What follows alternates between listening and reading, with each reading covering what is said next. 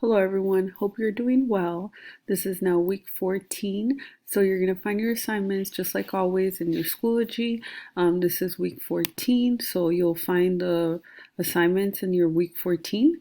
You do have a Khan Academy assignment, so for Khan Academy, it's 4 videos and you just have one practice assignment. If you have not signed up, then you need to follow this link and sign up for the course. The assignments will not be available right away if it's your first time. So you need to wait until I approve you. Your other assignment is IXL K8. Your SMART score goal is 80. If you go past 80, then you get extra credit.